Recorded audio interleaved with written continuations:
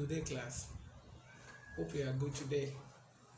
Alright, I am Adedayo, and today in our lesson we are having the subject science for year 8, and our topic is living things. Living things, that's the topic we'll be treating today in our science, and the subtopic is characteristics of living things. Characteristics of living things. Now, before we go to the definition of living things, I want you to understand this. One way of classifying things in our environment is to sort them into living things and non living things. I repeat, one way to classify things in our environment is to sort them into living things and non living things. Living things are called organisms. Plants and animals are living things. For example, I'm a human being. I belong to the class of living things.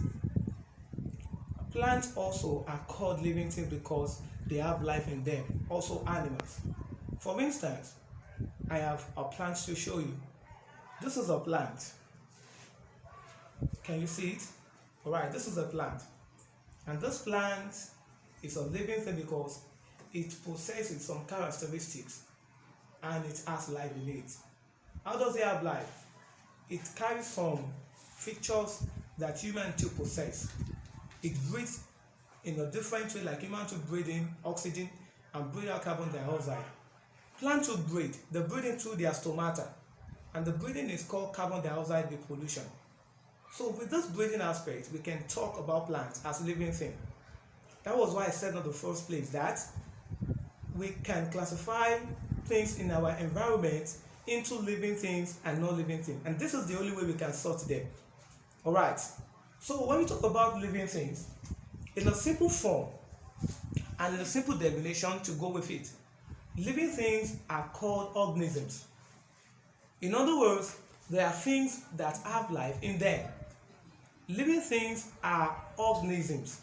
Organisms are things that have life in them. Okay, I've shown you the plant as a typical example of living thing. I am a human being. I am also a living thing. So also the animals around you. Of course, you should have some pets at home known as domestic animals, your dog, your cat, and other animals that are home animals. All of these animals are living things. So with this aspect of explanation, you should be able to tell yourself, your parents and friends around you that living things are called organisms. Why are they called organisms? They are called organisms because they have life in them. They possess some characteristics that make them function well as living organisms. Alright, animals and plants are typical examples of living things. You know what animals are? Animals have life and they can move from one place to another because of the feature or characteristic they possess as living organisms. Also, when you talk about plants, plants also are living things because they also possess some features pertaining to living things. Likewise, we humans are also living things, but we belong to the higher realm of animals known as primates. We are primates, we are higher animals as living things because we have well-developed brain, and that's what makes us different from lower animals. We are not different from lower animals. What makes us different is just the fact that our physique, that is our physical appearance, is different and in a more mature way. In addition to what makes us different from other animals is the fact that we have well-developed brain. Can you quote that? We have well-developed brain that make us think better than lower animals. Now, we have been looking at some characteristics of living things.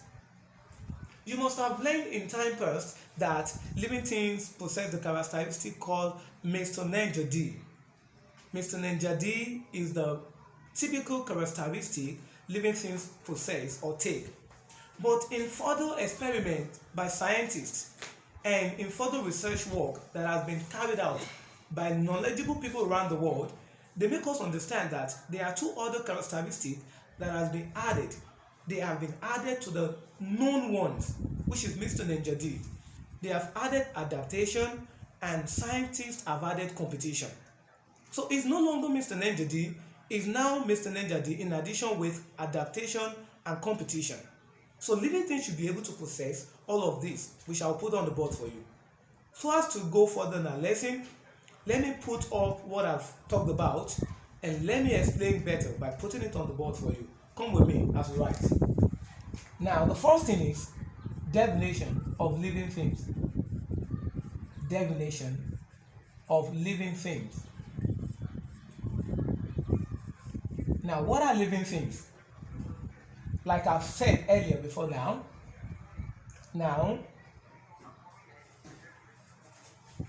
the only way of classifying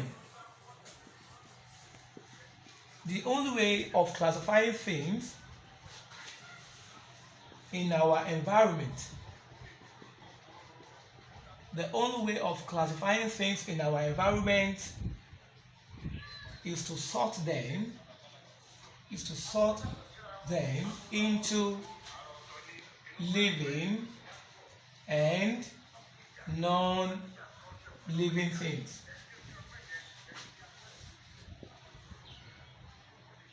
Therefore, living things are things that possess life. In other words,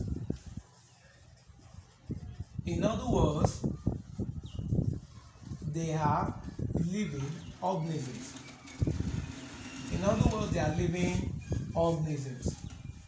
Okay, let me recap this explanation so you can get it very well. The only way of classifying things in our environment is to sort them into living and non-living things. That is the only way to talk about things in our environment. Of course, some things you have seen, you've touched, you've played with, or you've seen right away are living things. For example, I am a human being. I am talking to you right now. As you're looking at me, I am a living thing because I have life in me and I can do some certain things. I've talked about plants. Plant is a living thing. This is a plant. Can you see that? This plant is called guinea corn plant. This guinea corn plant is living. Why is it a living? You'll be wondering, it cannot walk. But plants can walk because some plants do move from one place to another. For example, sweet potato. If you plant sweet potato or yam, you will see that from the place you planted it before time, the leaves start growing. It crosses from a place to another place.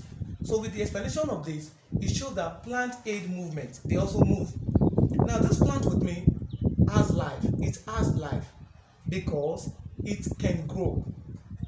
It can breathe. You're wondering, how can a plant breathe? Of course it breathes. I can breathe as a human being. I breathe in oxygen and I bring out carbon dioxide or carbon 4 oxide. Now you see this plant. Why do I refer this plant to as a living thing? It is a living thing because it grows like I grow, but the growth has stages, just like human growth has stages. And this plant also breathes. It breathes like I do. The only thing is that the oxygen used to breathe is different. That's what makes it different from human. Now, I breathe through my nose with the help of the holes in my nose, known as nostril. I breathe in and I breathe out. This plant also breathes. It breathes. It aids what they call breathing. How does it breathe? You'll be wondering. As a living thing, there is something they call root. That root is known as adventitious plant root. The adventitious plant root is what germinates through the stem and it helps the plant breathe. So actually, if I as a human, I breathe through my nostril, that is the holes in my nose. You can see these are the two holes known as nostril. If I'm breathing through the holes and I breathe in oxygen, when I exhale means breathe out. I breathe out carbon dioxide or carbon 4 oxide. So also this plant will breathe through the leaves. And the process of breathing through the leaf is called stomata. So plants breathe through their stomata, just like I breathe through my nose. So you can say that plant is a living thing. All right. Now, I have talked about something on the whiteboard. I said the only way of classifying things in our environment is to sort them into living and non-living things.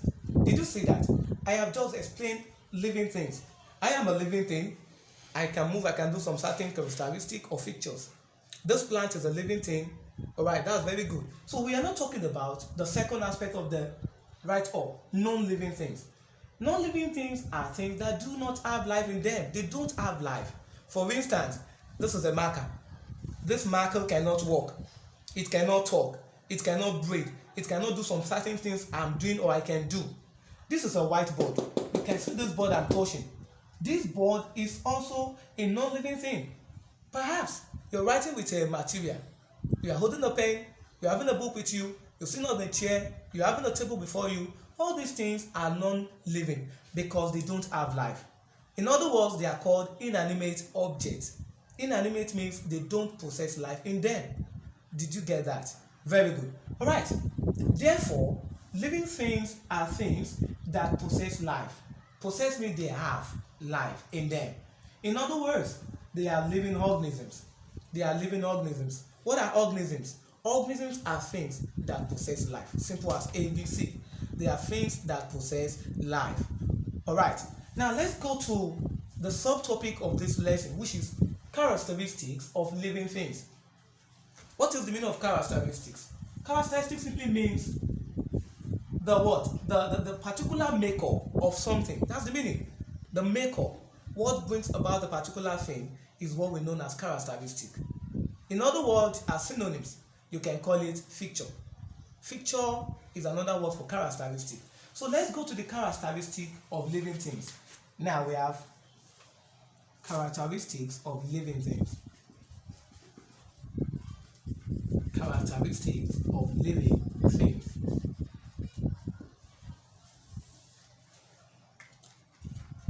Since we have classified living things as organisms, each living thing possesses some features that make them function as living things. As a human now, if I cannot walk, then I should not be called a living thing. If I cannot breathe, I shouldn't be called a living thing. If I cannot respond to stimuli, that's irritability, I should not be called a living thing. So why I'm referred to as a living thing is the fact that I can carry out some of the characteristics I'll be listing on the whiteboard. All right, let's write so we can explain further. Now, living organism. When I say organisms, I'm talking about things. Living organisms possess some certain there means sure, that is what is very sure, some certain characteristics.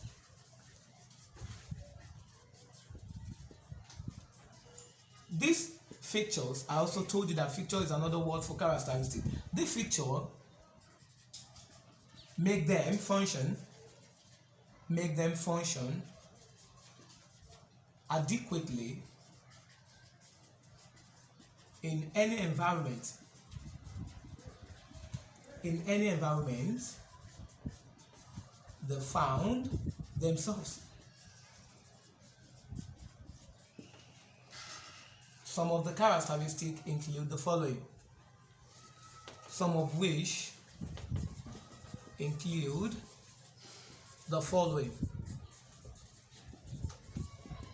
All right, before I just go listing out the characteristics, let me talk about this. Living organisms possess some certain, let me underline this word, some certain, that means some definite characteristics. These features make them function adequately in any environment they found themselves. Some of which include the following. The first one is movement. I will just list out the characteristics for this class, and in the next lesson we shall be talking about each characteristic in full ratio. All right, talking about movement as the first one. Movement. Yes, you as a living thing, where you are right away, try to move from that place. Yes, try to move from where you are. Do you understand what I'm saying? Try to give a shifting cultivation. Don't just stand there, move. Even though it's 2 steps or 3 or more, try to move. And as you move, what does that talk about? it talks about the fact that you are a living thing. You can say, I am moving. I'm moving. I left where I was. I'm going to another place because I am a living thing. All right, let's talk about the other one, nutrition. Can you say that? Nutrition. Nutrition is another characteristic of living things. What does this talk about? Talk about the breathing, it talks about the feeding in living things, the feeding aspect, how they feed. Although I'm not actually explaining this today, I just want to list them out. And the next lesson, I will be explaining each and giving notes on it. Now, the next one is reproduction. Reproduction. I'm not following the Mr. Ninjavi aspect. I'm just listing it straight. Reproduction. After that, we have respiration. After respiration, we have irritability. Now, irritability means sensitivity to the environment. Sensitivity to the environment. That's the meaning of irritability. Sensibility to the what? To the environment. All right. After irritability, we have growth. After growth, we have excretion. After excretion, now we have excretion. I've given you reproduction. We have adaptation. We have lifespan/death, and we have competition. Now this should be 10. If not 10, we get the remaining one. It says 1, 2, 3, 4, 5, 6, 7, 8, 9, 10. All right. Let's go over it again. I am not going to explain it, just listing it out. In the next lesson, I will be talking about the explanation of each characteristic, and that will make you understand better. All right. Some of which include the following. That is the characteristic of living things. Do you know that you as a living thing, looking at me, you can do all of this? You can do all of this. All of the aforementioned can be done by you. That's correct. You can move. I've told you, try to move from where you are. That is movement. Now, nutrition. All living things feed. If they don't feed, they will die. According to science, you may not eat for up to 3 months. You will live. You will survive. But if you don't drink water for 7 days, the person will definitely die. So living things need to feed for them to live. That's nutrition. When we talk about reproduction, we're talking about giving birth to what? To young ones alive. That is continuity to what? To birth rate. If we don't reproduce, there's no how the population will increase. So when we talk about reproduction, we're talking about giving birth to young ones alive or offspring alive. We're talking about respiration. Now, as well, let's quickly run through some practicals now. Are you with me? Now look at me and do what I do. Respiration talk about breathing. Now try to breathe in. Watch what I do and do it after me. Have you done that? All right. Now let's breathe out. When you breathe in, you can say inhale. And when you breathe out, exhale. So you breathe in oxygen. Let's do that again. Respiration, breathing in. Hold it for some time. Then let's breathe out. Can you see that? So every living thing should be able to breathe in and breathe out. If you cannot breathe in and breathe out, you are not a human being. And you are not a living thing. And then we should find the species or the classification you belong to. And go put you there. And I hope you can do that. Very good. Okay. Irritability. Irritability simply means sensitivity to the environment. Sensitivity to the environment. That is what they call respond to stimuli. Every living thing should be able to respond to stimuli. Even plants respond to stimuli. You'll be wondering how. For example, I'm a human being. If you pinch me now, or you stab me with a knife, I will feel the pains. Yes, I will feel the pains. Once I feel the pain, that is talking about irritability. You can try and pinch your brother or sister. You will see that they will feel the pain. That's irritability. Plants can also feel some pain in one way or the other, known as genetical reproduction in plants. We learned that some other time. Let's go to growth. All living things should grow. When I was born, I was not like this. I was a baby. Now I'm grown, or I'm still growing. At a point to come, I'll become an old man. I'll be having gray hair, and that's showing or talking about growth. Now we talk about excretion. Living things release their waste metabolism. In other words, waste product. They shit. they excrete. Your urine, known as your waste product, your urine is a what? Is a waste product. Your shit, that's poo, is a waste product. Your sweat from the sweat pores is a waste product. Even saliva is a waste product. Please take note of that. Adaptation. Living things should be able to adapt to the environment they find themselves. You should be able to move on with any environment you find yourself at the point in time. Lifespan and death. Lifespan, everybody or every living thing have the duration of time they can live to or live up to before they die. And the last one is competition. Competition. Living things struggle in their environment. They struggle for survival so they can exist as one. If they don't struggle, they can be dwindled away, that is cut short. So competition is one of the characteristics of living things. Okay, at this point I'll be leaving with some practical work. I like practicals a lot. I will give you theoretical work. You can mention that to your dad, your mom, but let me give you practical work first as your assignment.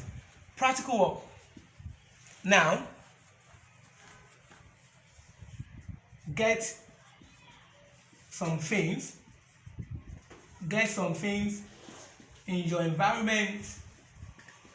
Get some things in your environment. Then classify them into living or non-living things. This is the first practical work I want you to do for me at home. Get some things in your environment, then classify them into living or non-living things. Get some things, you can get plants, you know where you put that. You can get buckets, you know where you put that. Now the second assignment,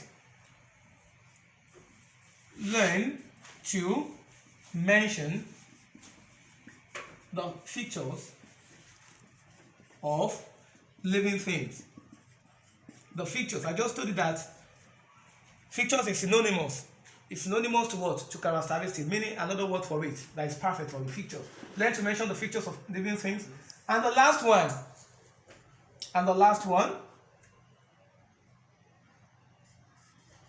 mention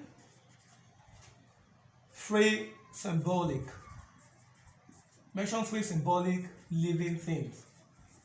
When I say symbolic, there's a meaning to that. When something is symbolic, I'm underlining that word symbolic. Mention three symbolic living things. At this point, I will draw the curtain for this lesson. Thank you once again. I am Adedayo. God bless you.